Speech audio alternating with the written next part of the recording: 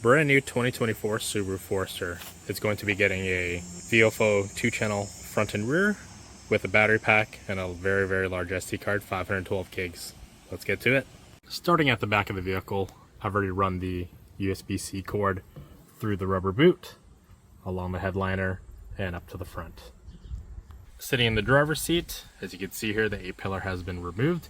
We're running the wire behind the airbag, so it won't get caught anywhere above the wiring harness, across, and then we'll be putting all the excess down the A-frame there. So this client is getting the Power Pack Pro 12. Initially he wanted it underneath the driver's seat or the passenger seat, but the problem is on this particular vehicle,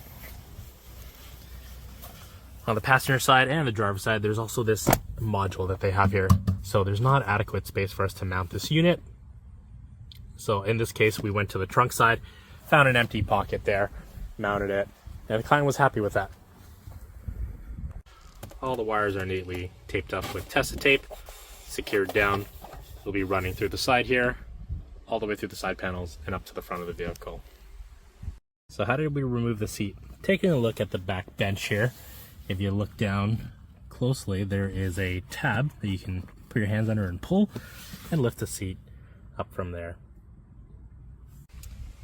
So the side panel has been removed and the seat has been lifted off from the floor there. That way we can run all the wires safely along the sill plate all the way up to the front of the vehicle. It is just clipped into place. There are 3 clips here. They are very, very tight. So just make sure you're careful when you're taking off the trim pieces. So this is the wire from the back here. Make sure that there's plenty of slack underneath, that if they ever wanted to pull out the piece of foam, they could, to access the spare tire. So from here, we're just going to tuck the cable down. Make sure it's not along the seat hinges here, because there is a hinge right about here. We'll make sure it goes on the underside of that. Route it down, zip tie it to any factory cable. Alright, so we can see here, cables are zip tied. I'm extending all the wires to the front. Most battery packs out there do not have adequate length of wire because they're assuming that you're going to mount it underneath the seats, which probably will be just enough cable. But since we're mounting it in the trunk, we are extending all of our wires. Taking a look here, there is the ignition wire, which is a single primary yellow wire, 18 gauge. 2 battery connections. I just happen to have 12 gauge wire in the vehicle, nothing smaller than that at this point in time. 3 wires from the battery pack, which is the power, ignition, and the ground. This is all encased in one sheath. 24 gauge, also known as 24/3 wire. This is the wire that will power the camera itself. Everything is soldered. We'll tape it up and continue running the wire. Before removing the overhead console, I noticed that there were a couple nicks in the plastic itself. The customer had the windshield replaced, and whoever worked on the vehicle unfortunately damaged it. Ugh. Brother, ugh. What's that? Alright, so now we're at the front of the vehicle again, taking a look at the overhead console. We're trying to mount the camera somewhere along the passenger side behind the rear view mirror. Now these are the lane watch cameras, or as Subaru calls it, the eyesight. What we've done is remove this cover right here. It's just an access panel. Underneath it has 2 Phillips screws. Once you remove the Phillips screws, all you got to do is put your finger behind the panel and give it a quick tug, and it comes down.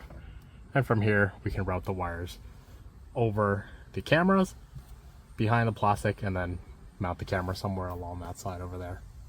We removed the side cover, taking out the 1 Phillips screw, just so we can access the front of the fuse box here.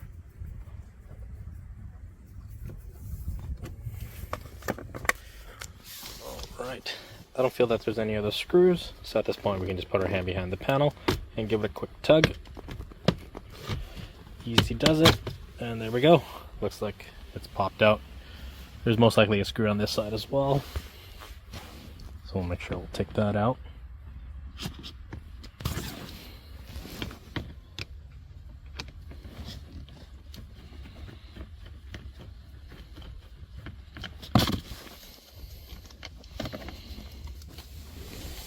So I get my hands on this. There we go. panel. And there we go. We have full access to the fuse box and the diagnostic plug for the ignition. So now that we're at the fuse box, if you're just doing a regular camera with power ground ignition, you can go right to the diagnostic plug.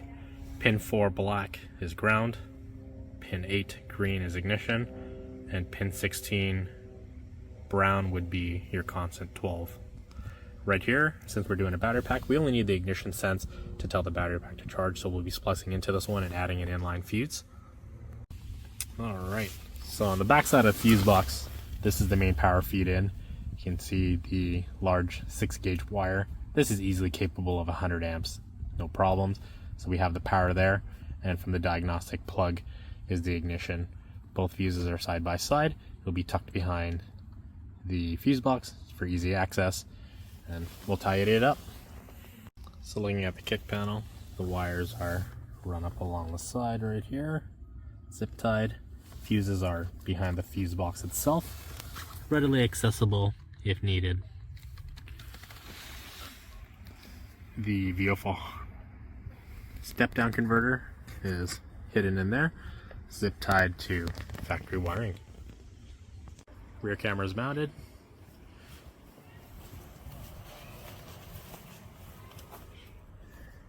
So there you have it, a 2024 Subaru Forester for a Viofo front and rear dash camera and an iRoad PowerPack Pro 12. If you do have any questions or comments, please leave them down below. Don't forget to like and subscribe. And if you are looking for professional dash cam installation in Greater Toronto or Greater Vancouver, please check us out, safedrivesolutions.com. Or if you're just looking to actually purchase a product, we also have that available on our website. Thanks again.